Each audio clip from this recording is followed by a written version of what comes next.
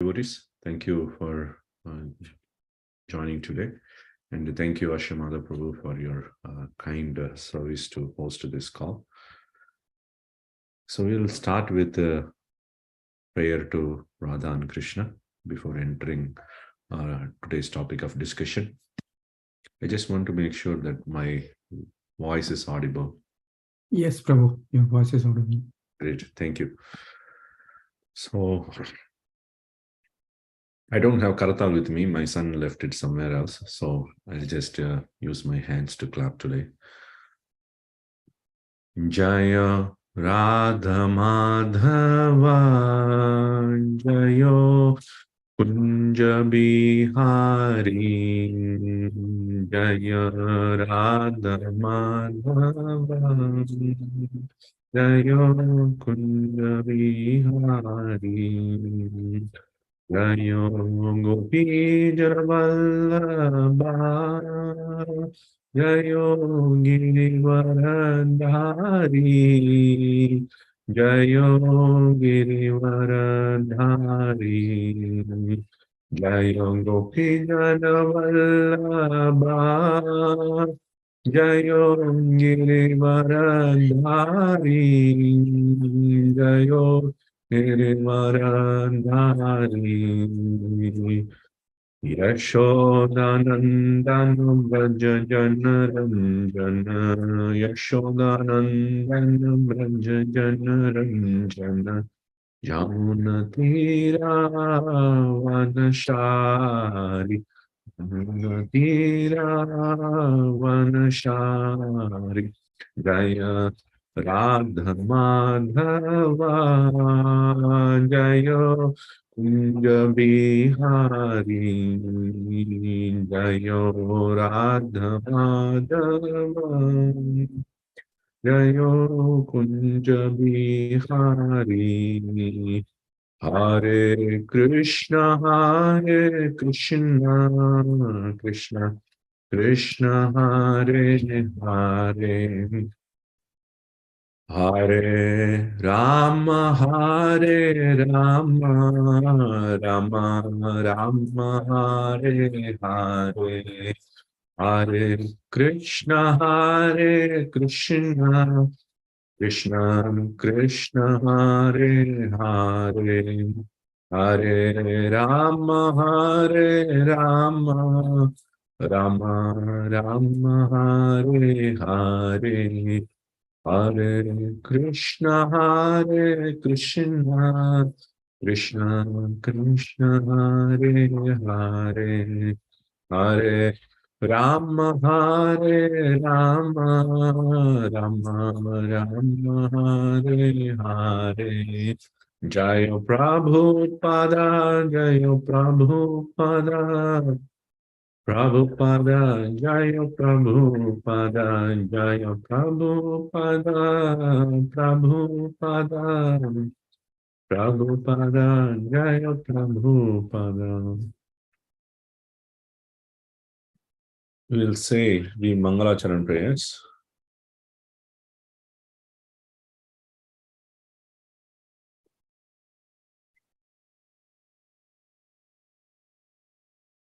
One second, actually I'll share the other document.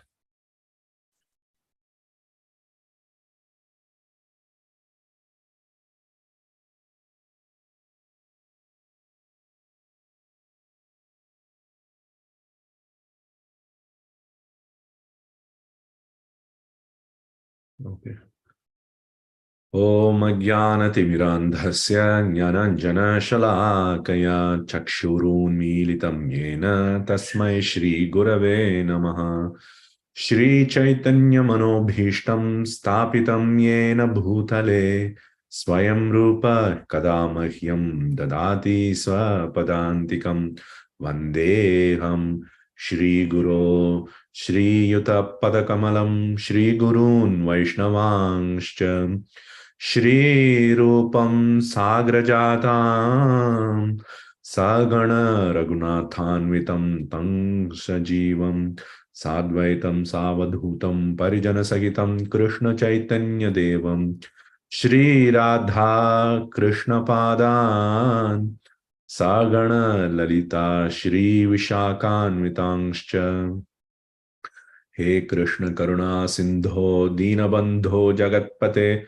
Gopesha Gopika Kanta Radha Kanta Namostute Tapta Kanchana Gaurangi Radhe Vrindavaneshwari Vrishabhanu Sute Devi Pranamami Haripriye Vancha Kalpatarubhyascha Kripa Sindubhya Evacha Patitanam Pavanebhyo Vaishnavebhyo Namo Namaha Nama Om Vishnupadaya Krishna Preshthaya Bhutale Srimate Bhaktivedanta Swaminiti Namine Namaste Saraswate Deve Gauravani Pracharine Nirvishesha Shunyavadi Paschatya Deshatarine Shri Krishna Chaitanya Prabhu Nityananda Shri Advaita Gadadhara Shri Vasadi Gaura Bhakta Vrinda Hare Krishna Krishna Krishna Hare Hare Hare Ram Ram Ram Hare Hare. Okay, so today's topic is Upadesamritha. Before that, we should understand the parampara itself and where we are getting our knowledge from. So the parampara we are coming from or we are connected with is Brahma Madhva Gaudiya Sampradaya. So in that Sampradaya, it starts with Krishna in the beginning. Krishna instructs to Brahma. He gives the knowledge. He reveals the whole Bhagavatam. And then that knowledge is passed down to Narada Muni. Narada Muni then passes that knowledge to Vyasadeva. Vyasadeva then to Madhvacharya. So in that way, it comes down to Chaitanya Mahaprabhu. And Chaitanya Mahaprabhu gives it to the Goswamis. And then all the way down to His Divine Grace A.C. Bhaktivedanta Swami, Srila Prabhupada, and to our own Shiksha and Diksha Gurus. And through that, we get the knowledge of this parampara. So though we belong to the Madhva Sampradaya, we don't directly take the teachings and inspirations from Madhvacharya. Rather, our main inspiration comes from Sri Chaitanya Mahaprabhu, who appeared 500 years back, and he is an incarnation of Krishna himself. So, though Baladev Vidyabhushan and Kavi Karnapur, they have written in their works that connecting our parampara with Madhvacharya Sampradaya, we can call our parampara as an offshoot of the Madhvacharya Sampradaya. So we have our own Sampradaya founders and head, which is Sri Chaitanya Mahaprabhu. And then within that Gaudiya Sampradaya, we have ISKCON, which is founded by Srila Prabhupada. Now, so though Chaitanya Mahaprabhu has founded this offshoot Sampradaya from Madhva Sampradaya, he has not written directly any works that we can use it to read and understand what is the philosophy, what is everything about the Sampradaya, the teaching that the Sampradaya has to teach. He rather empowered the Goswamis to write the literature, and he personally taught them, and he empowered them to write the literature. Because if something is not written, if it is just oral, in the age of Kali Yuga, it's going to get lost, because Kali Yuga is filled with tamasi guna. The nature of tamasi guna is to destroy. Anything you begin, it quickly destroys and dwindles down. So it has to be written down for it to be passed down for a long time. So he empowered Rupa Goswami and Sanatana Goswami to write everything down. So 500 years back, when Sri Chaitanya Mahaprabhu was around this world, after 24 years of his life, he took sannyas. He wanted to preach the message he wanted to give to this world, to everyone, and he wanted to save all the souls who are drowning in the material ocean. So he took the order of sannyas at the age of 24. And immediately after taking sannyas, he wanted to go to Vrindavan. So he was trying to go to Vrindavan, but what happened? Nityananda Prabhu tricked him and then brought him to Advaita Acharya's house, which is in Shantipur. Actually, I'm going to share a map. So as we'll try to understand Chaitanya Mahaprabhu's visit, we'll also see where exactly it is located. Okay, so this is the map of India. I have added red dots here. You can see this one. So this is the West Bengal. Inside West Bengal is the place called Navadip, where Chaitanya Mahaprabhu actually appeared, and then he was performing the pastime of accepting sannyasa there. So from this Navadip, he wanted to visit Vrindavan. So Vrindavan is here near New Delhi and Jaipur. So when he was trying to visit Vrindavan, he got tricked by Nityananda Prabhu, and then he again was made to come to Advaita Acharya's house, which is near to Navadip, a place called Shantipur. So there, Chaitanya Mahaprabhu met his mother, and then mother ordered him to stay closer, make his headquarters closer to Navadip. So she asked him to stay in Puri.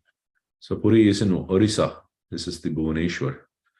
So Chaitanya Mahaprabhu then traveled from Navadip, and then he came down to Bhuvaneshwar, and then he planned to permanently stay there, spend his time.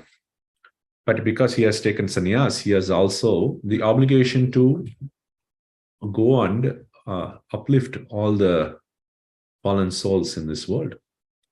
So after coming to Jagannath Puri, he stayed for some time, and then he decided to go take a tour of all the South India.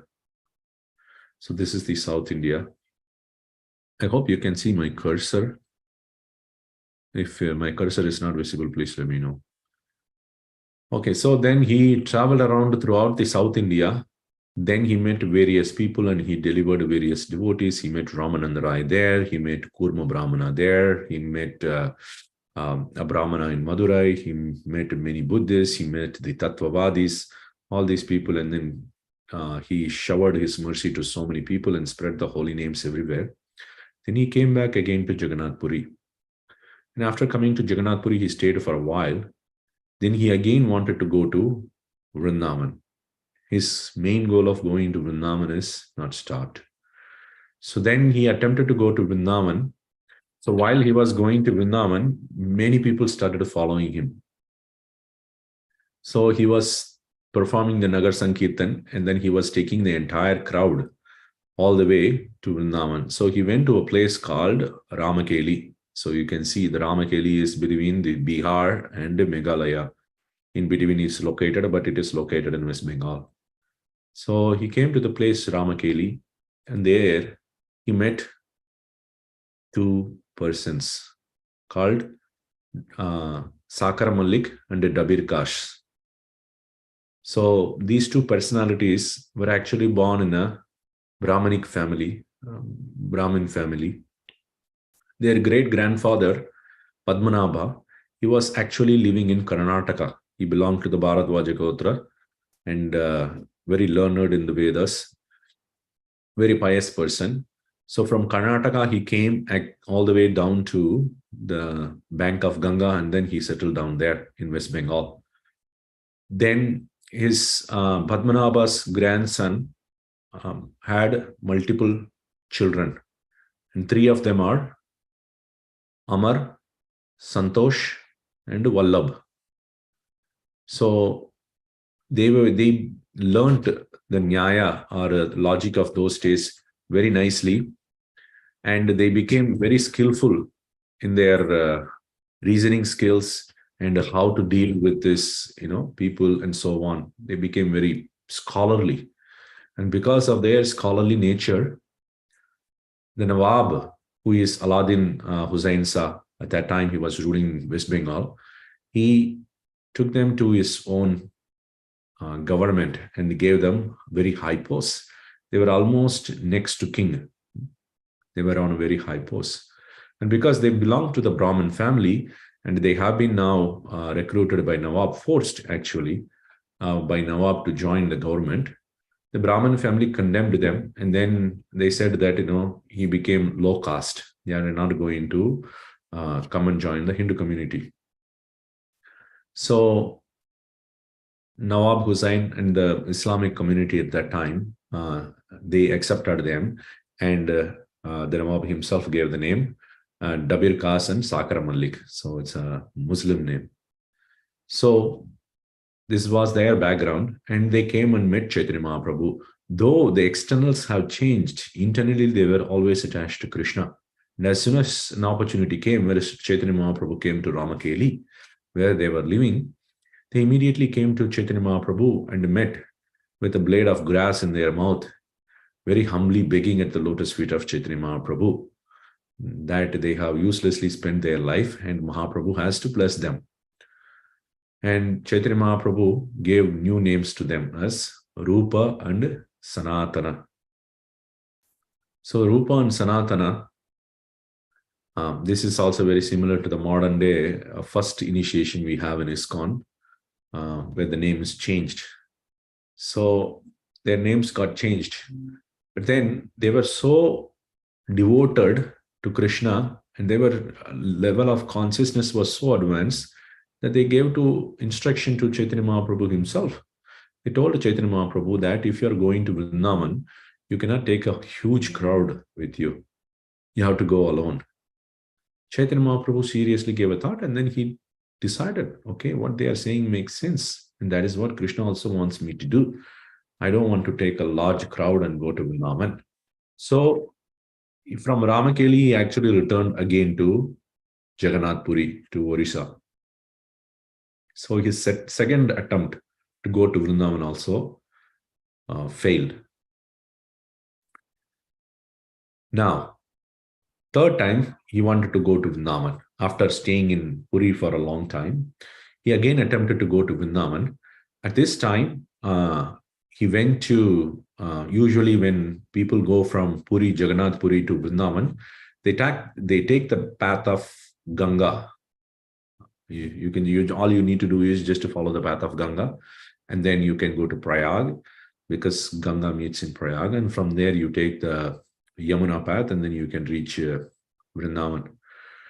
But Chaitanya Mahaprabhu, because he is very famous, and if he walks in the path of Ganga, he will become visible, and again he will collect a crowd. So he entered through the Jharkhand forest. You can see this Jharkhand is there. It's a very thick forest. Even now it's a thick forest, but in those days it was even much thicker. It was not enormous. A lot of city was not there. So he entered through the Jharkhand forest, and he was going to Vrindavan. He finally reached Vrindavan. After ecstatically spending all of his time in Vrindavan, he was coming back. So while he was coming back, in parallel, what's happening with Rupa Goswami and Sanatana Goswami. So Rupa and Sanatana, after the visit of Chaitanya Mahaprabhu, they wanted to quit the job they are doing with Nawab, and they want to fully engage in devotional service. So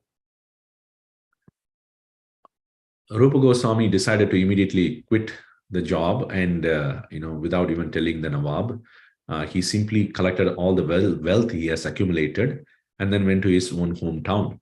So to carry all the wealth he has accumulated, he had to put in 2 boats, a boat full of, materials, all gold and other things.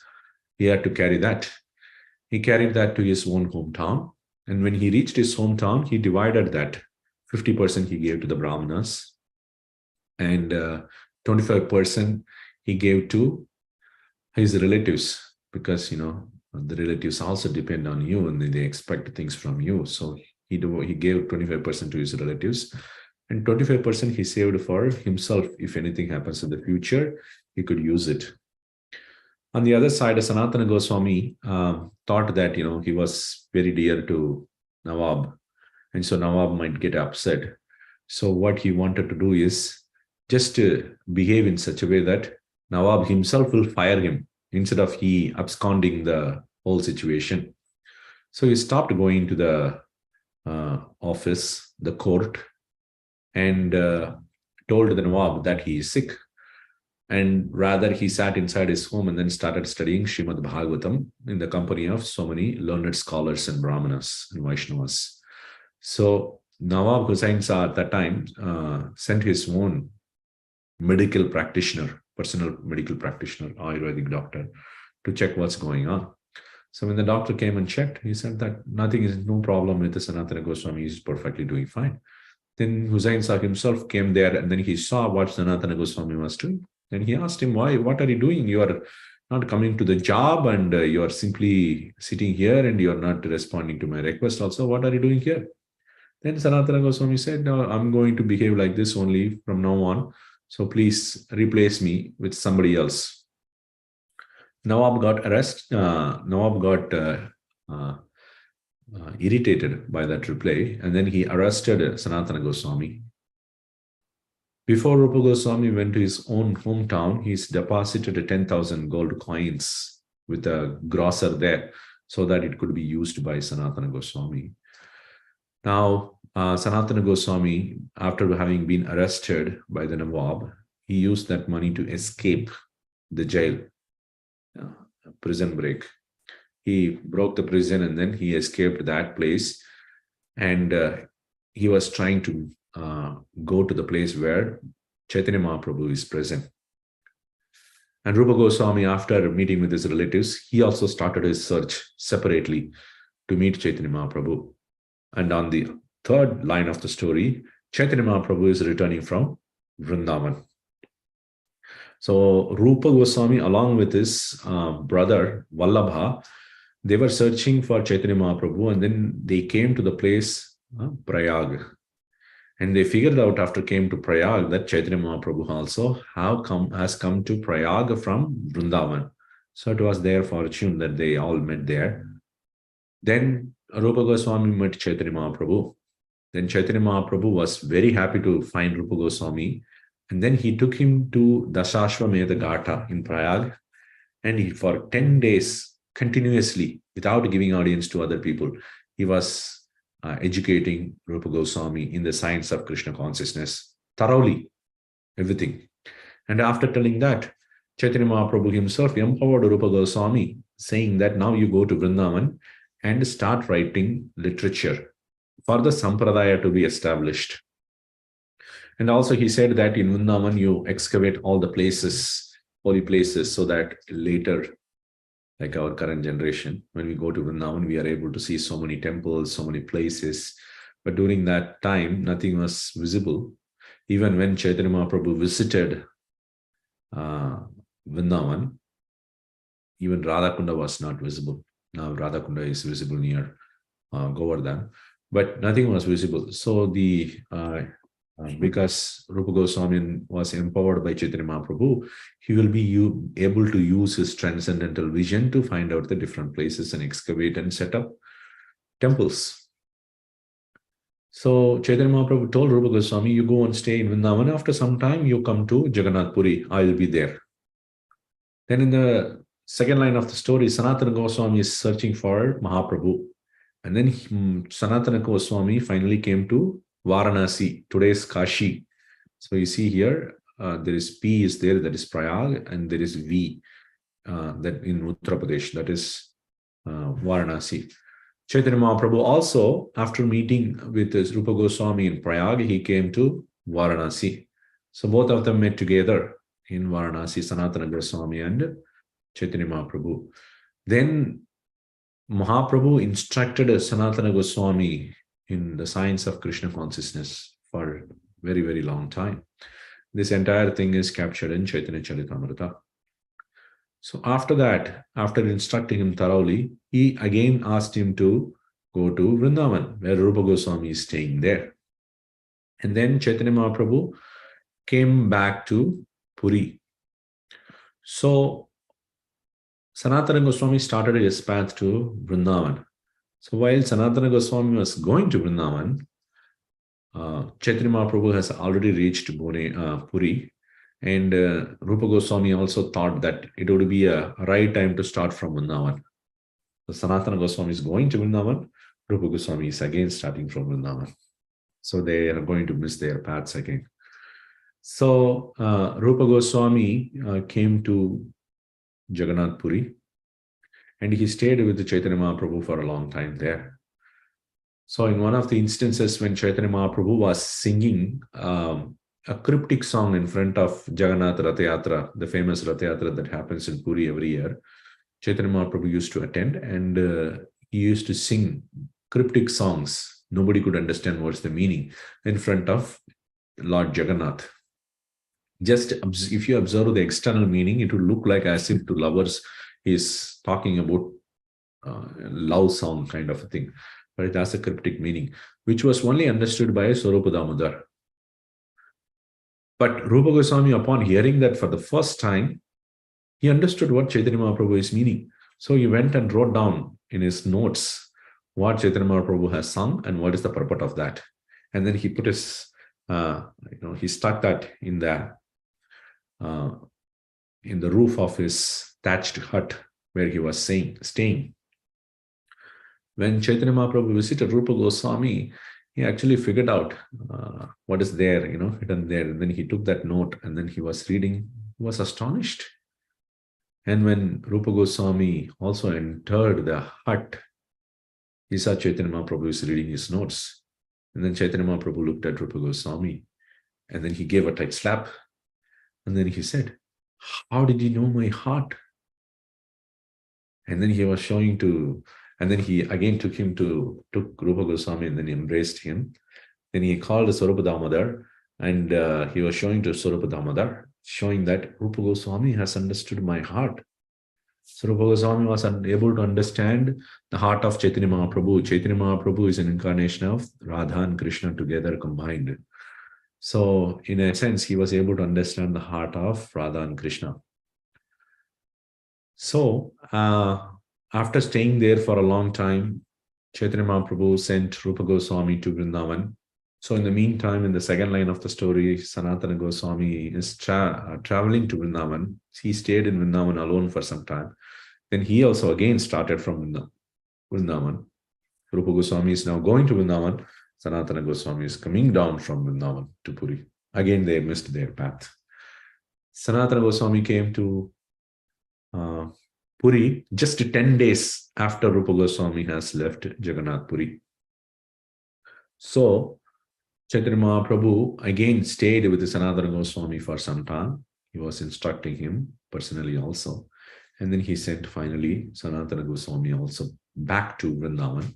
And Rupa and Sanatana were staying there in Vrindavan, writing all the literature, having learnt everything from Chaitanya Mahaprabhu and empowered by them. So they, Rupa Goswami and Sanatana Goswami, along with the other Goswamis, they become the head of our Sampradaya, Gaudiya Vaishnava Sampradaya. The Gaudiya Vaishnava Sampradaya is so big and so broad. And inside that, we have this ISKCON branch. So one of the prayers we read earlier, I'm going to show again. If you look at this, the Mangalacharan prayers, it says, Sri Chaitanya Mano Bhishtam Stapitam Yena Bhutale. This is a glorification of Rupa Goswami. Here is Rupa is coming. So it says Sri Chaitanya Mano Bhishtam. The deep desire of the heart of Chaitanya Mahaprabhu is established in this world by Rupa Goswami. As we saw in the story, Rupa Goswami understood the heart of Chaitanya Mahaprabhu. So after understanding his heart, he has written so many literature.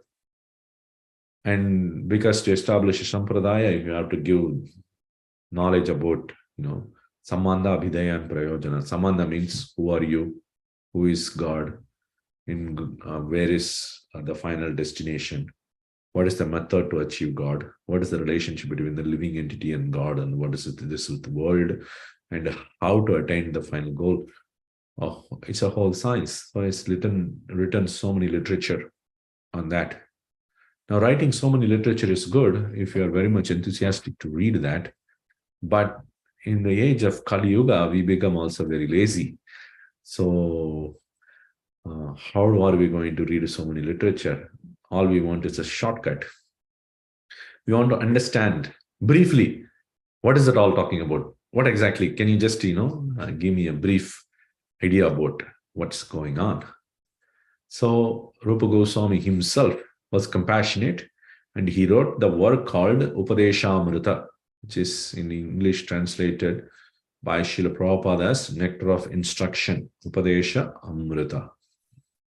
So we are going to look at that Upadesamritha. It is only having 11 verses in total. And he has given, in one sense, the sum and substance of everything there.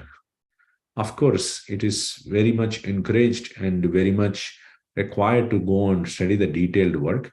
But in sometimes we also want to understand, grasp everything in one shot also. So this work, Nectar of Instruction, or Upadeshamrita, is going to help us understand what is it all about, right? In a sense. So this is the Nectar of Instruction. It has 11 verses. We'll start looking at all the verses.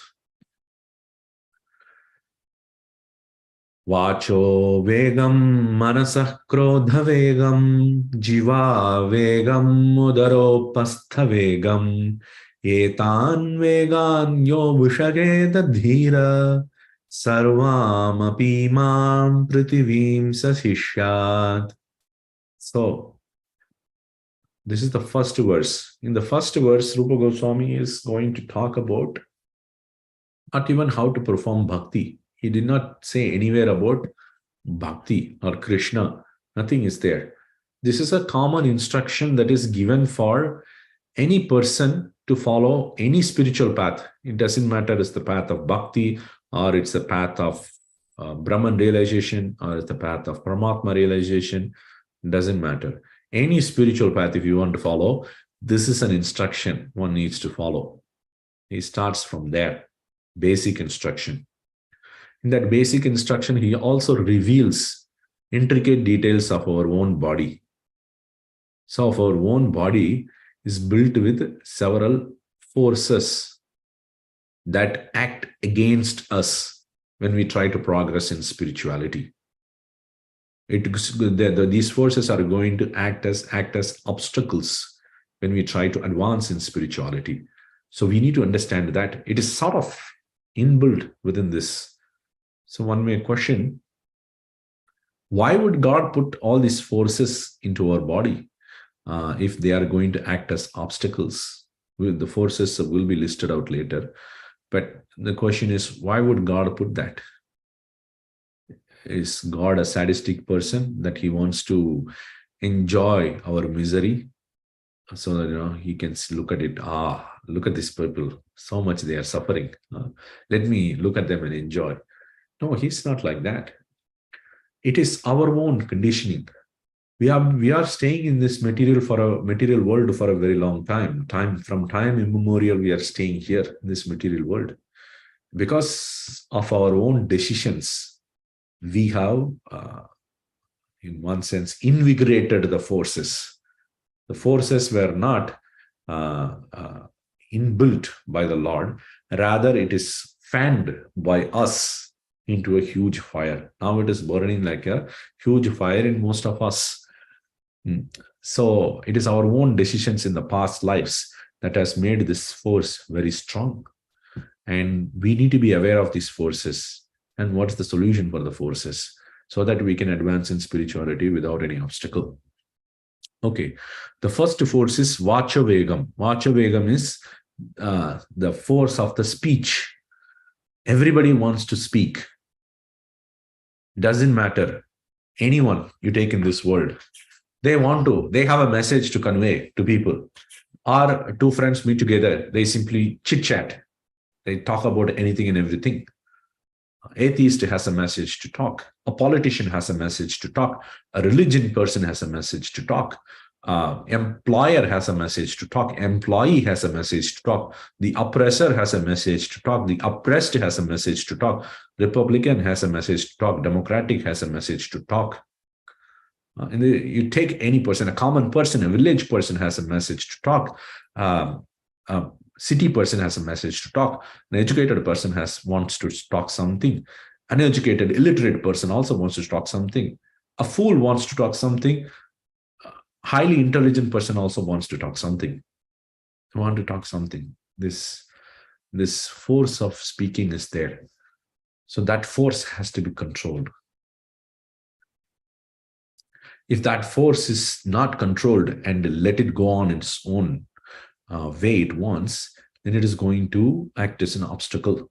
For example, if you take the frog, a frog croaks, croak, croak, croak, croak, croak, croak, croak, croak, croak, especially during the winter time. In India, it was very much visible. In California, I haven't heard of that, but in India, during the rainy season, you could hear clearly the sound, croak, croak, croak, croak. So when the frog croaks, what happens? It is inviting the snake, and the snake is going to come and take the frog over. So if you let a person who is not spiritually advanced and then use this power of speech to influence others without understanding what is he trying to do, is going to create a havoc. And because of that, he himself will suffer. His spiritual life will be ruined. So this is a force one needs to be aware of. Then the force of mind. Mind has a force, manasa. We want to think about so many things. Not only we want to think about, even if we don't want to think about, there are 100 things to think about. The mind automatically engages in those things. Sometimes we are working and then in between you figure out, oh, how did I end up in Facebook? Or I was working, how did I start reading this newspaper? I didn't even know. And the whole day would have been passed. This mind likes something. It wants to watch this, it wants to watch that, or it wants to eat this, it wants to do that. Mind is always contemplating. It is like the commander giving controls to all the, giving commands to all the senses. And when that, whatever is liked by the mind, if somebody comes and obstructs, what happens? Krodha vegam. You get anger. The anger gets infuriated. Somebody comes and stops what I want, what I like, immediately I get angry.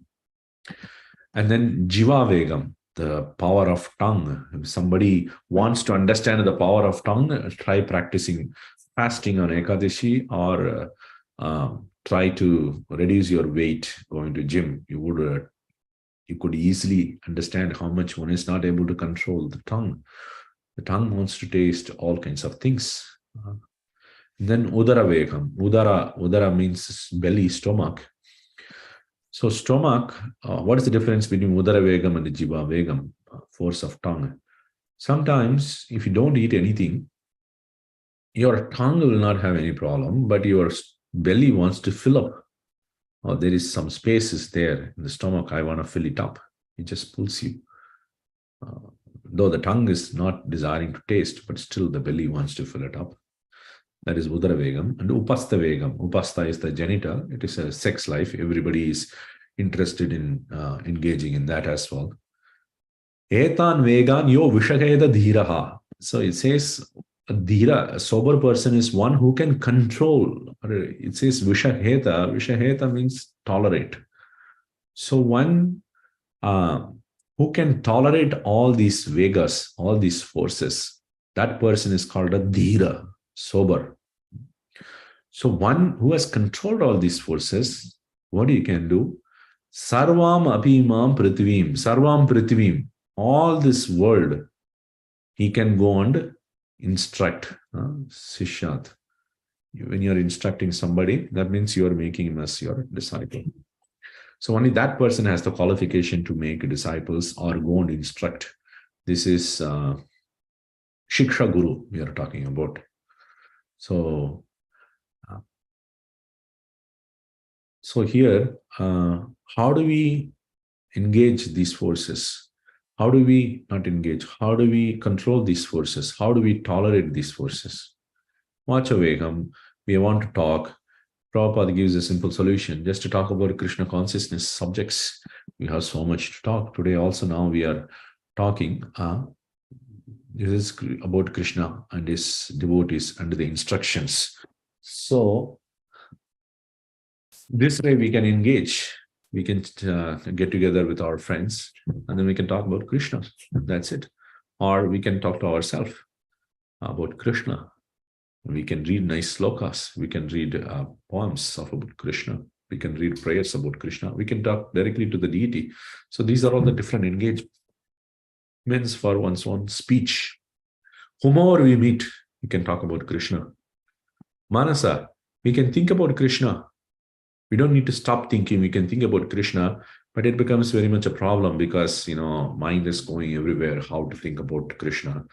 So if the mind is not steady and it's not able to think about Krishna, the solution is that we should take advantage of, we should take the association of those devotees who are addicted to Krishna. They are thinking about Krishna, they are talking about Krishna. Just being with them, our mind will also automatically start thinking about Krishna. And reading Krishna conscious literature, if we read it continuously again and again, BBC or CNN or Fox News, whatever we read, we will be simply thinking about whatever the news content that's coming there. But if we read Krishna conscious literature, automatically our mind will start dwelling on those subjects. If we read Krishna's Leelas, then we will automatically think about Krishna's pastimes. Krodha Vegam, the anger, we should not engage when we are neophytes, when we are practicing as a sadhaka. So anger is part of Vyabhichari Bhavas, which will be in a higher stage, in the stage of prema, that naturally comes. For example, in the case of Hanuman, when he went to Lanka, he burnt the entire Lanka out of anger. So that anger is a service to Lord Ram. But he's in the stage of prema. But in the stage of practice, we just tolerate it. We don't engage. Jiva Vegam is tongue. We can eat prasadam of Krishna. Just taking a resolution that I want to eat only prasadam of Krishna. I don't want to eat anything else. Whatever I cook at my home, I'll simply offer to Krishna. That's it. I'm going to avoid as much as possible eating from outside. That itself becomes a control of the tongue. And even within that also we can control. We can just take for whatever is required. It is also a healthy way of life. And that is Udara is also controlled. Upastha Vegam, sex life. If we properly indulge in sex life for begetting Krishna conscious children, or we get children, we at least put our endeavor to train them in proper Krishna consciousness. That itself becomes a control of the upastha, the genitals. So this is the first verse Rupa Goswami is giving. This is the basic instruction. One has to control all these forces, irrelevant of the spiritual path one is going to take. In Krishna consciousness, it is simpler because all we are going to do is engage all our different senses in the service of Krishna. Krishna is very beautiful and his pastimes are also very beautiful. And that is why you see again and again this Bollywood is trying to make so many serials about Krishna. Why? It is very attractive for people to just watch about Krishna, right? Naturally, it is attractive. So when something is naturally attractive, then why not engage all our senses there? It becomes easier for us to control in the path of bhakti. Okay. Before going to the next verse, any questions, any comments anybody wants to make?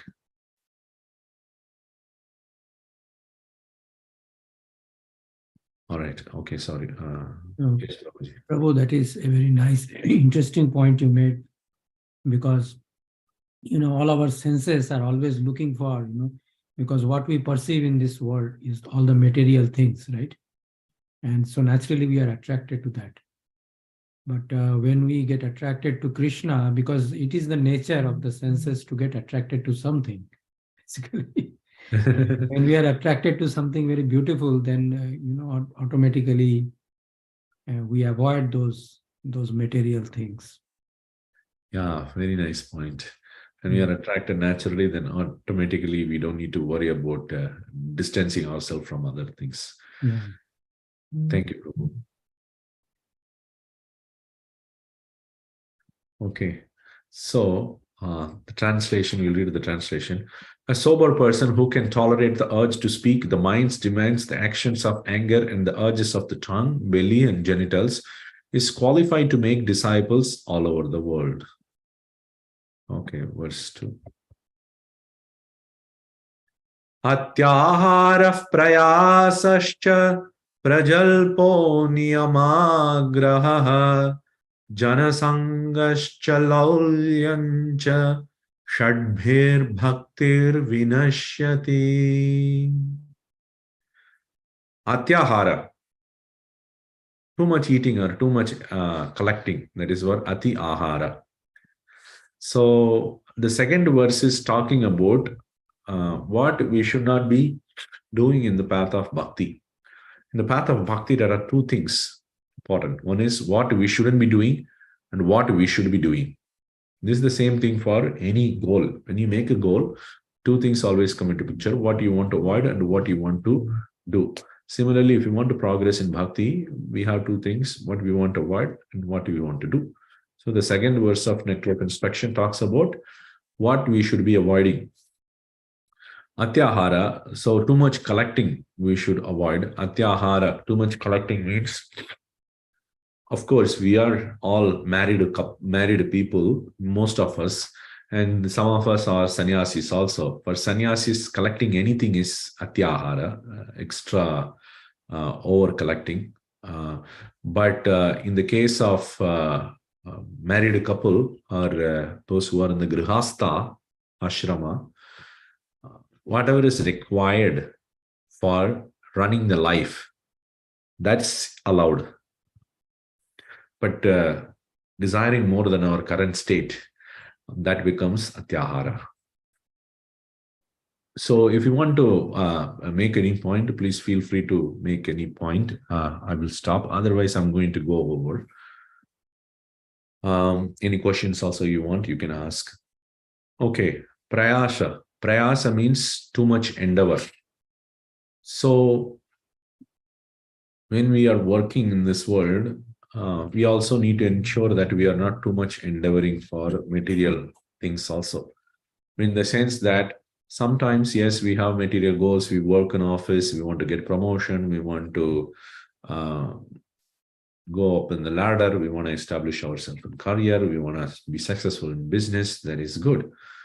But there is a problem of prayasa, too much endeavor. Too much endeavor. What is too much endeavor? If we are sacrificing our spirituality for the sake of achieving material things, then that is too much endeavor. If we are able to nicely do our Krishna conscious sadhana, chanting Hare Krishna mantra and coming to temple and reading the Krishna conscious literature, along with that, if we perform our job, that is very good. That is not prayasa. But if we sacrifice our Krishna conscious life for endeavoring in the material world, then that becomes prayasa, over endeavor. So then we should stop that, because that is not very helpful for spirituality. The third thing is prajalpa. So the prajalpa means talking useless things, which is also coming from the Vacha Vega.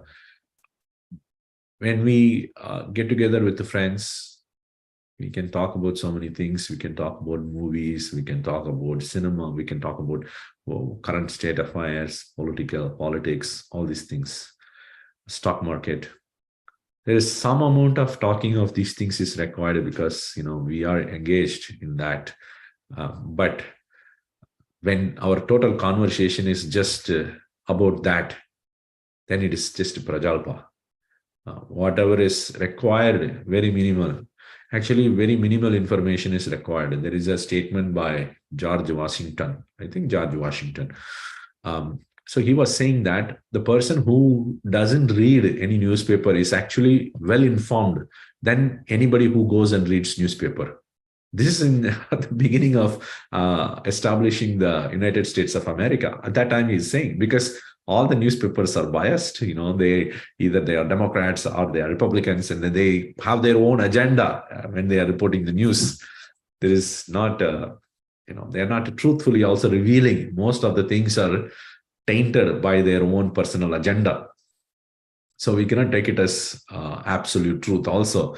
So he made this statement that, one who reads all the newspapers is actually less informed than one who doesn't read any newspaper. So, certain important news we can read, but we will also come to know even if we don't read. Also, someone or the other will come and inform us. But it's okay to read the minimal thing, but we should not be always doing that as the main thing. Prajalpa, unnecessary talk. But rather, we're gonna try this next time you meet with your other friend. Try talking about Krishna and then see how that conversation gives you so much joy into the other person also. Prajalpa, niyama grahaha. So this is a word, niyama agrahaha or niyama agrahaha. There is Sanskrit allows a word, a compound word to be split into two parts. Prabhupada also notes this in the purport. Niyama agrahaha means not following any rules and regulations. That's living like an animal. That's not good. There are rules and regulations to control our mind, the manasavega. We need to accept those. Niyama agra means too much attached to the rules. That is, some rules may be contrary to the practice of bhakti. For example, worship of the devatas. It is not worship of the devatas independent of Krishna is not encouraged because we have been taught from childhood from our parents. Well, let me just continue that. That's not actually encouraged by Rupa Goswami. So attached to the rules, which is not helping you in the path of bhakti to Krishna. So that is also not correct. We should correctly understand what is the rule to be followed, and we should follow that according to our stage. Jana Sangha, associating with people, is also said to be an obstacle in the sense that associating with people who degrade our consciousness, materialistic association. We just go and associate with people in a bar, and we are going to go to bar every day, and then we go ourselves, we will become drunk. We will become a drunkard. But if you associate with a spiritual devotee, then we will progress in that. So, very simple.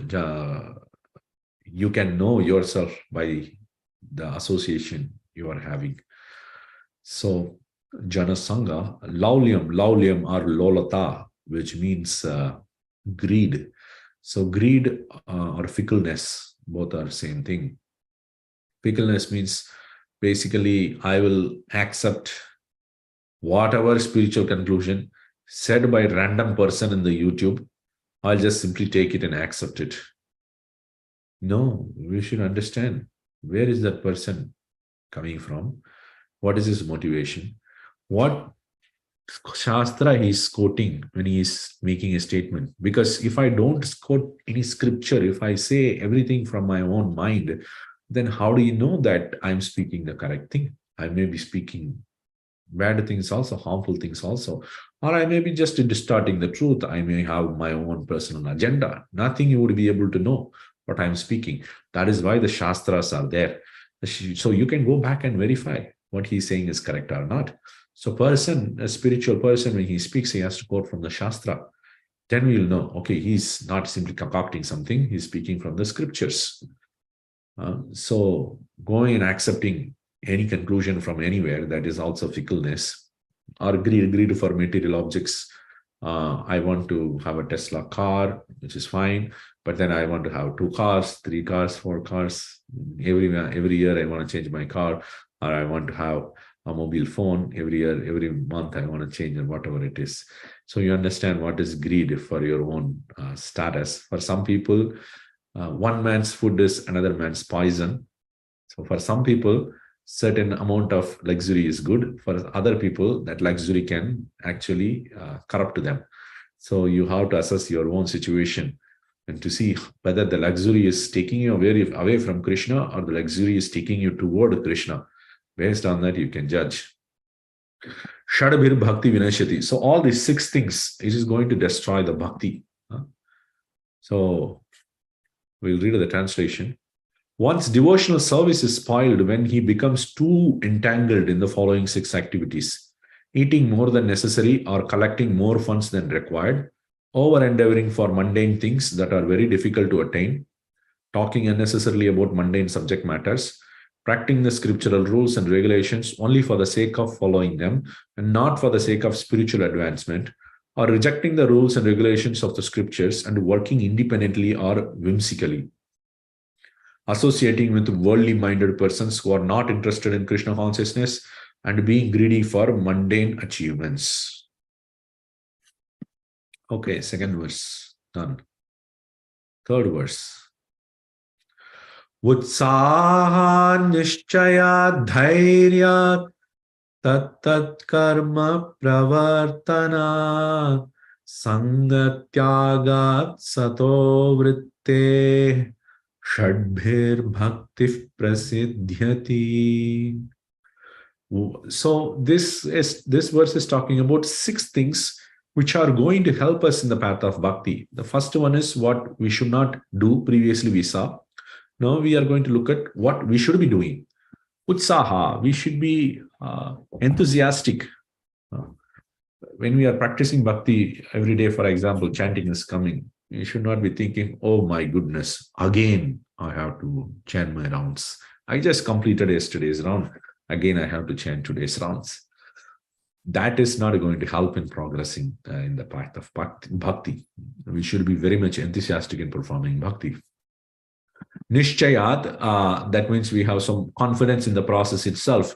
If you are not confident in the process, we should inquire and we should also read the literature. There is a gap in our understanding and knowledge. We are not motivated, then we should take the association of those who are motivated. So then we will be firmly fixed. Then dhairya. Dhairya means patience. Sometimes what happens, we are so much deeply engrossed in material nature that sometimes we may see I'm chanting for some time, I'm not getting any result. Is it even working? Sometimes these questions come. Then we have to look back and see, am I correctly doing or not? So it can get delayed because of our own anarthas in the heart. So we should not lose our hope. Dhairya means be patient, be steady in that. Don't give up hope, because there are so many people who have achieved generation after generation. They have realized the truth and they have achieved success, and then we are following the same path. So we will get success, but it may be delayed because of various reasons.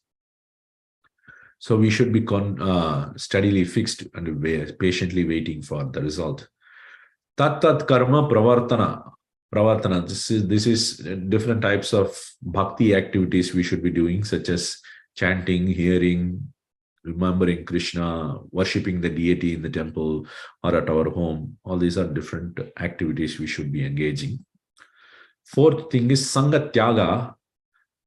We should give up this Sangha, bad association, but instead we should take good association. We should take the association of the devotees. That will encourage. Sata Vritehe. Sata Vritehe means there is 2 different ways to interpret this. One is Sata. Sat means saintly people. So we follow the path of the saintly people. But Sata Vritehe can also mean another thing, that you should have a good conduct. We should not behave like a miserly person. We should not be behaving like some sannyasi comes, we just give them $10. That's not very good behavior. We should generously give, living in the Bay Area or for wherever people are living. We should generously give donations for the temple, for different preaching programs or people. That is a good conduct. Second good conduct is we should not be behaving harshly with the people. What to speak of devotees, we should be speaking very sweetly. We shouldn't be speaking harsh words. That's a good conduct, proper conduct. Sata vritte. Shadbhi bhakti prasidhyati. So by these 6 things, the bhakti will be nicely nourished. Yes, Prabhuji. You are on mute. No, I just thought that I will give you some company. That's why I came up with Oh, I see. Okay. I thought you wanted to share something. Okay. Thank you, Prabhu. Okay. So we'll read the translation. There are 6 principles favorable to the execution of pure devotional service: being enthusiastic, endeavoring with confidence, being patient, acting according to regulative principles such as Shravanam, Kirtanam, Vishnu Smaranam, hearing, chanting, and remembering Krishna, abandoning the association of non-devotees, and following in the footsteps of the previous acharyas. These 6 principles undoubtedly assure the complete success of pure devotional service. Okay. Hare Krishna, Ramesh Prabhu. Thank you for joining.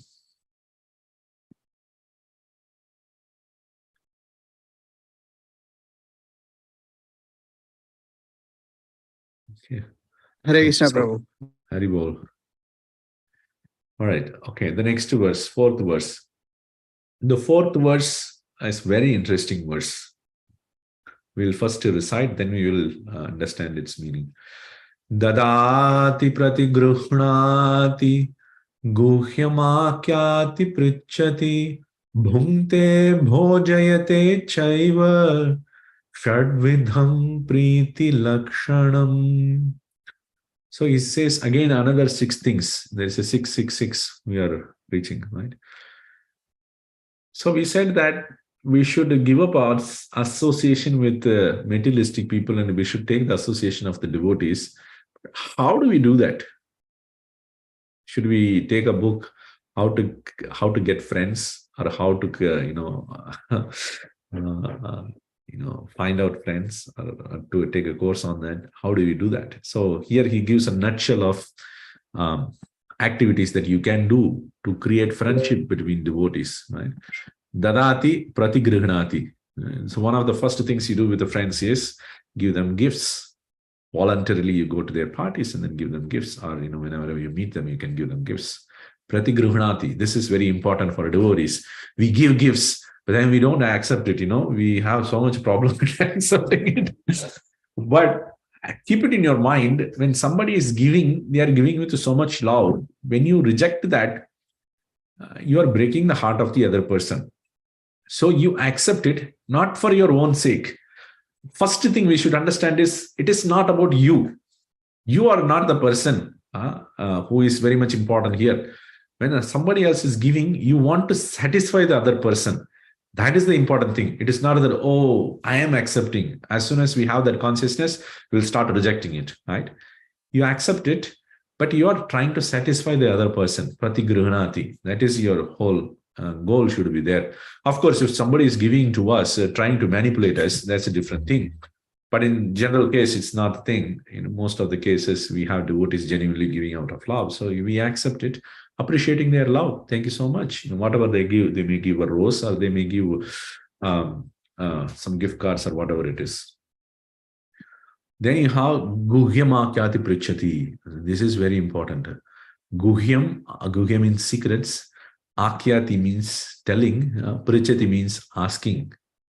So in devotee community, we give gifts. We go to different birthday parties, and we go to different sanghas. We give gifts and we receive gifts from them, like prasadam or whatever it is. But we don't so much emphasize, or we forget to emphasize this, especially in the Western world. Guhyam akyati prichati, confidentially talking. This should be facilitated. Just like other programs are facilitated, this should also be facilitated. In ISKCON, when we come, also we are doing Guhyam akyati prichati. For example, we listen to Vaisheshika Prabhu or other senior devotees. We are hearing from them. We are asking questions. That is with the senior. That's your relationship with the senior. And then you have with juniors also. You are trying to help somebody. That is also good. You are giving them some instruction. But most of your time you are going to spend with your equals. So with equals also, this should be going. This should not be missed out. Guhyam akyati prichati. So if you miss out, what happens? This is G-A-P, gap. You can create a gap between the devotees. If you miss out Guhyam akyati prichati, you create a gap between the devotees. Basically, the sangha is not very thick. So try as much as possible to focus on this aspect also when you meet with your devotee friends. The third one is bhungte bhojayate chaiva. So you eat prasadam given by the devotee, and you also feed them back. Bhojayate chaiva. Invite them to your home and feed them. Shadvidam priti lakshanam. So these are the 6 principles for developing the priti or love, and you can create friendships within the devotee community. This is important. Why Rupa Goswami has to put this verse here? Because in the path of bhakti, we are going to be in the sangha of devotees. In other paths, in other spiritual paths, loneliness is more emphasized. For example, you have vipassana and other, different yoga methods where they encourage you to be alone, silent, all these things. That is the path of jnana, where loneliness is encouraged. But in the path of bhakti, loneliness is discouraged. Rather, you be in the midst of devotees. That is encouraged. If you want to be in the midst of devotees, you should also know how to be in the midst of devotees. What should be my conduct with others? So that's why he gives this as a principle, a guideline for that. Hare Krishna, Brother Jivan Prabhu. Yes, Prabhuji. You have some questions online. So yes, Prabhu, please. One came from Kennedy. Okay. Asking, how did we find ourselves incarnating in the material world to begin with? How did we find ourselves incarnation? How did it all begin? Yes, how did it all begin? Which is a very controversial question in ISKCON.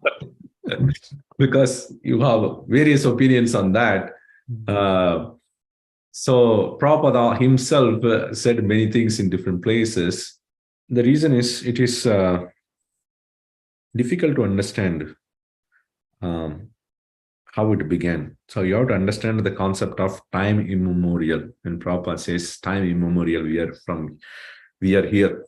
So in the Bhagavad Gita, I think in the 8th chapter or somewhere, he says that the living entities are there in this world from time immemorial. That means you cannot trace out when it began.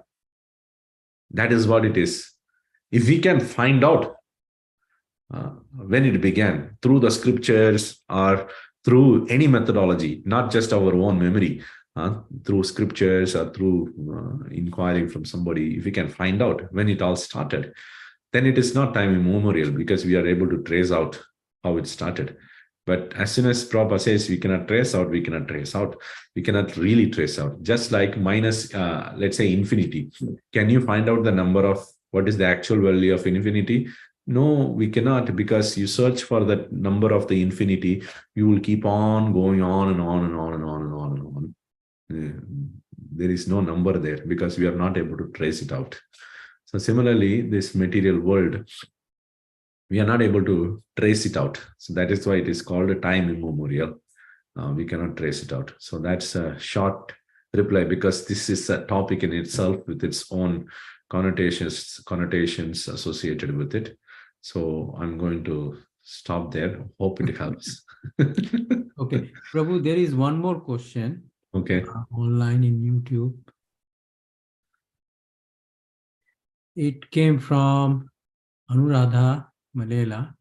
Okay. I have a question here. The acharyas are also human beings who may commit some error.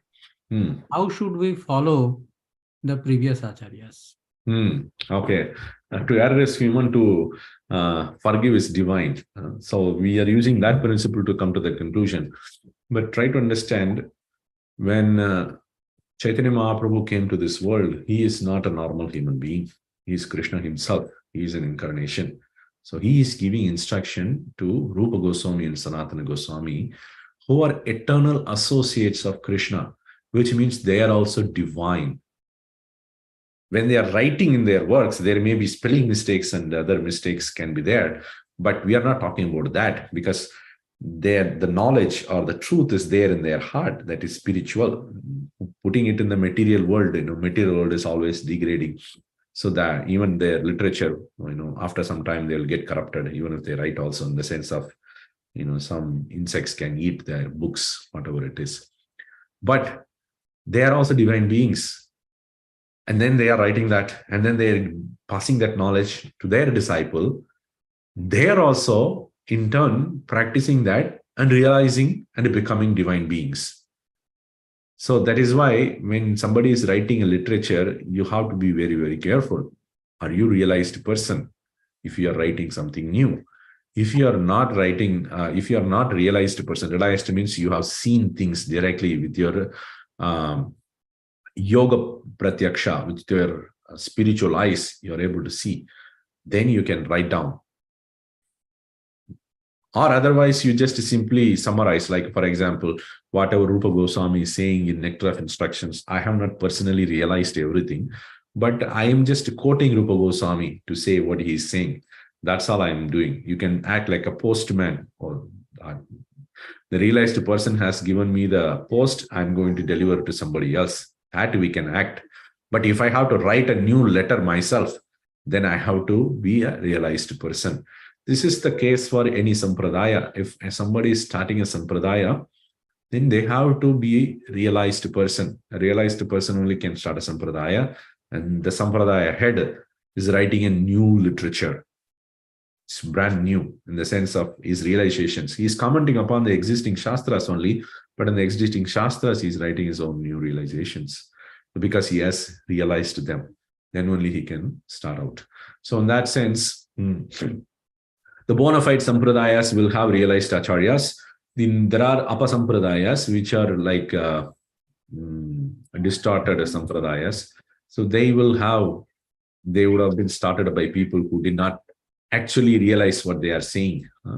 So then there will be mistakes. So that is why for us, when we are taking the path of spirituality, we should take it through Guru. Why we should take it to Guru? Because Guru is a person whom you can directly see. Have I seen Rupa Goswami? No, I have not seen Rupa Goswami. So how am I taking? I see how my Guru is behaving, what is the conduct of my Guru, and how he has improved in bhakti, how much advanced he is. I'm inspired by that. And what is the method he is following? Oh, he is following, these are the acharyas, and he is saying these are the acharyas I have accepted. So then I accept that. And how he is doing that, he is looking at his own Guru. And he is seeing his Guru is more realized than himself. And that is why he is following his Guru. And like that, the whole parampara is going on. In the parampara also, each person realizes and passes down. Whenever an acharya realizes new realization, he writes it down. Otherwise, the person will be acting as a postman, passing down the information from top to bottom. Hope this helps. Yeah, thank you. Thank you, Prabhu. That I think it helps because it is an online question, so we don't know whether it helped or not. Yes. Would you like to add something? Yes. Yeah, I was just thinking of adding there that is why Prabhupada used to say sadhu, shastra, and guru. So sometimes even in a sampradaya, that is what Krishna says in 4th chapter, that this is broken, the system was broken, right? So you can, and not in a challenging way, but we can always, if we think we are in doubt that, even Guru is saying, or senior disciple, devotees, they're saying, you can always ask, like, from which scriptures, you are saying this. We can, not in a challenging way, but we can always ask them. So that's how we complete that sadhu, shastra, and guru thing, basically. That's a very nice point you have brought out. That's a triangulating, that is sadhu and shastra and guru. Sadhu is the community of devotees, and the shastra is what we have got the scriptures, and guru is our guru. We always look at all these three to come to the right conclusion. We shouldn't be also, as you said, challenging. We should be inquisitive. Submissively ask. Inquisitive. Pariprashnena. Pariprashnena sevaya. Question, but you should also, what is the first beginning? Pariprashnena sevaya, upadekshanite jnana.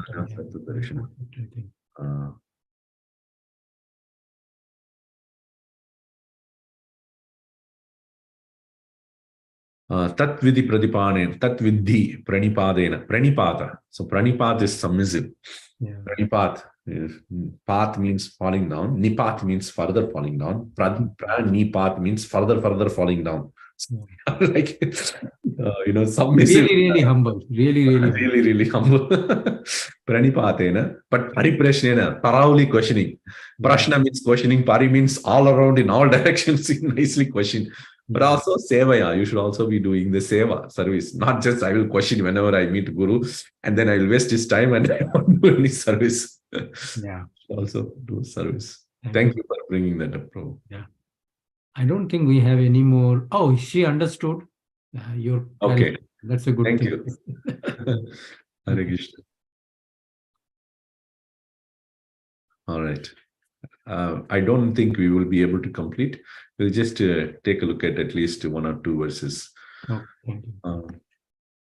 Krishneti yasya giritam manasadriyet dikshasti chet pranatibhishchamesham bhajantam Shushrushaya bhajana vigyamananyam anya nindadi shunya hridamipsita sangalabdhya. So here it is an instruction for a Madhyamadhikari.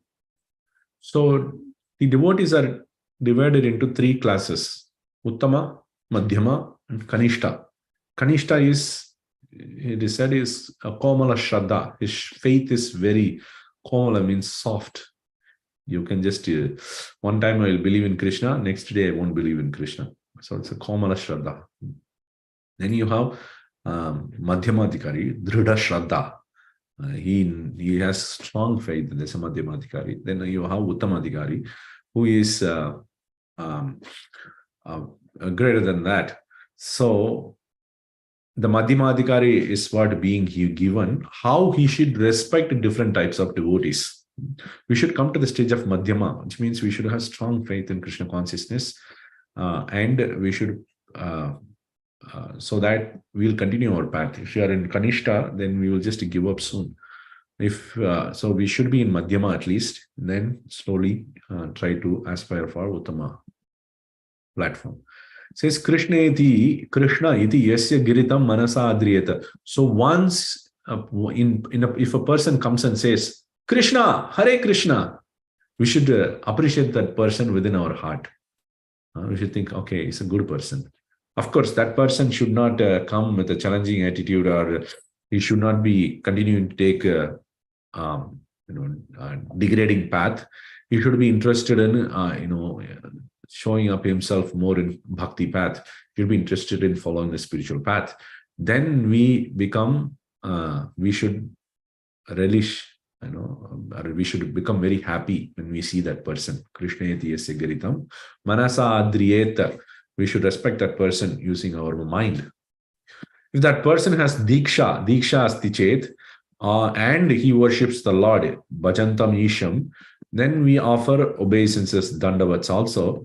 Of course, diksha asti chet, here it says that a person who has taken initiation means he has committed something in his life. I'm going to practice it steadily. We should not simply put so much emphasis on external symbols also, because we are not rubber stamping. When somebody takes initiation, oh, he has become, then you should offer obeisances. We are not saying like that. But we are saying that person is taking initiation means he is becoming very serious in his life to follow the path of bhakti. In some cases, like Haridas Thakur, you would see that he hasn't taken initiation also. So we cannot say that, oh, I won't offer obeisances to Haridas Thakur. No, not like that. But it is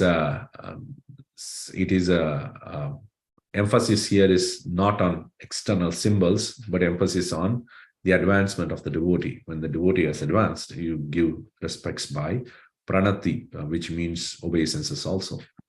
Then the last one is, how do we associate with Uttama Adhikari? It says, Shushrushaya, with a desire to hear. Whenever we see senior devotees, we should have a desire to hear from them, not to instruct them.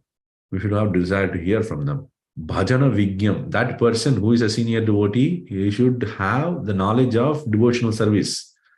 Not just, I'm thinking that person is senior, so he's a senior. No. That person should be actually qualified, really, how he should have knowledge of bhajana.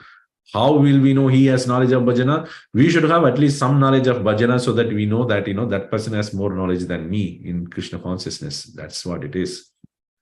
Ananyam, he should be always engaged in Krishna consciousness. Anya nindadi shunya hridam. We should not be criticizing somebody else. Anya ninda. His heart should be devoid of that. That person is a uttamadhikari. So that person's association we should be desiring. Ipsita sangalabdya. We should be desiring for his association. And after attaining his association, we should desire to hear from that person.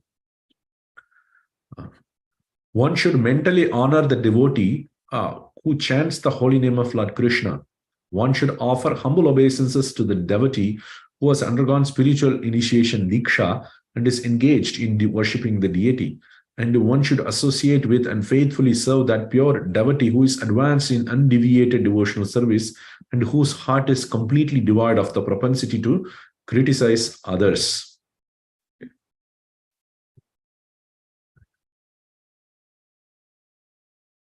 Feel free to stop me anywhere if you have any questions or comments.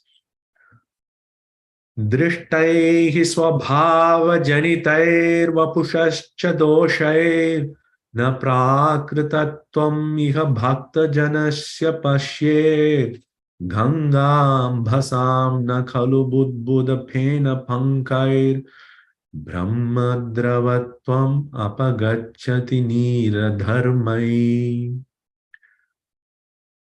So when we see a great devotee or a pure devotee, what should be our mentality? That is what is mentioned here. So he says, Drishtaihi swabhava janitaihi vapushahi, the dosha. There may be some faults in that devotee also. What are all the faults? The faults could be there in the body. He may have a deformed body. He may have a disabled body. Or he may be very old. He may look with wrinkles and appear not very good to look at also. Or he may look ugly also. That's not what should be looking at the devotee. Or he may have some faults because of his svabhava, because of the practice from childhood. He may come from a very materialistic family also, and because of the practices previously he had with his family, there may be some practices that may affect him. Like, for example, he may look like a lazy person also, externally looking. But if we look at his bhakti, he may be a very elevated person also. So in the case of Pundarika Vidyanidhi, so Pundarika Vidyanidhi, externally he looked like a materialistic person. But Gadadhar Pandit, when he was looking at Pundarika Vidyanidhi, he thought, oh, such a materialistic person. But Chaitanya Mahaprabhu showed his real devotion. Then Gadadhar Prabhu understand he's much more elevated. Then Gadadhar Pandit actually took initiation from Pundarika Vidyanidhi. He accepted him as his own guru. So there may be some faults, but we should overlook. Na prakritatvam iha bhakta janasya pashyet. One should not see that external faults. Because if you look at even the full moon on a full moon day, you would see there is some patches on the full moon. You can see. We may think that, after all, the moon is not very beautiful. There are so many patches. We can criticize even the moon also. But the poets are all glorifying the moon. We should understand that, it is beautiful. So externally, we cannot say that. He gives an example. Ganga ambasam kalu budbuta pena pankaihi brahma dharavato api gacchati. So the Ganga waters, because of the nature of its water, when the water flows, what happens? Bubbles come, and then foam gets generated, and then there is a mud in the bottom of the river that gets mixed up in the water. So it may look like a little bit contaminated water, but it is Ganga's water. It is the spiritual nature is not lost, even though it looks externally like that. So similarly, when we are looking at the senior devotee, pure devotee, we should externally not look at those faults also. The real qualities are not gone away. We should look at what he is doing with his time. He's engaged in Krishna consciousness service, how much he knows about Krishna, how much he's engaged in his service, how much he is discussing about Krishna, how much he is relishing Krishna's pastimes. Those things are more important. Okay, so I will stop here. There are 7, 8, 9, 10, 11, 5 more verses to go, but we will look at it in some other session. If there is any comments, questions, reflections, please feel free to share. Thank you. Prabhuji, you're speaking on mute. Oh, sorry. Yeah, Anuradha Mataji is just sharing that I told you, right? Thank you, Prabhu. I've understood to her question, right? Thank you. And then she's saying, off late, whenever I feel distressed, I open any page of the Gita and I find my answers. It is miraculous. That's her comment. Yeah. Yeah, we don't have any questions or comments online, Prabhu, but this is wonderful. And actually, in the beginning, you gave that whole with the India's map, visually, like how how many times Mahaprabhu is trying to go to Vrindavan, and then these two brothers are coming down, and they are missing each other. And but they kept on trying, and they finally met Mahaprabhu. Both of them, they met both the brothers. They met Mahaprabhu, right? Each twice they met individually, and then finally they all got together. Oh yeah, finally they got all together. Yeah, that was great. And this is, I mean, so many instructions given also in Bhagavad Gita, and there are a lot in Chaitanya Charitamrita, right? Bhagavatam, of course, right? But this 11 verses pretty much takes one from the foundation, right? And to the ultimate, which is Radha Kund, basically. Right? So it's not that it's just each of the slokas are quite dense. Basically, they're dense in the sense, like there's a lot of meaning there. Each of the slokas, right? They're trying to, but very precise also, right? What you should do, what you should not do, what is favorable, what is unfavorable, right? So yeah, I mean, all the instructions of it's as if Rupa Goswami has kind of compressed all the instructions from all the Vedic literatures and put it in these 11 verses. 11 verses. It's phenomenal, actually. It's really phenomenal work. Like a small tablet, you can just take it and easily swallow it. No need to worry about so many Vedic literatures is there. What I'm going to be lost. And then they all contradict each other sometimes. Very hard to, like Tapan Mishra, right? Tapan Mishra goes to Mahaprabhu, right? He says, I can't, he knows everything, but I just don't know what the goal is, basically. After read all that. Yeah. Thank you. That was wonderful. Thank you, Prabhu, for bringing us back to the basics. Hare Krishna. Thank you so much. Thank you, Ashramada Prabhu, for hosting and being a companion in this call, visible companion. So thank you all the devotees who has tuned in and who has joined and listening to it. Very grateful for this opportunity. So we will end here. Vancha kalpatarubhyasya kripa sindubhya eva cha patitanam pavanebhyo vaishnavebhyo namo namaha anant koli vaishnava ki jai. Rajajivan Prabhu ki jai. Shri Prabhupada ki. Thank you, Prabhu. Hare Krishna. Devotees will now close the session.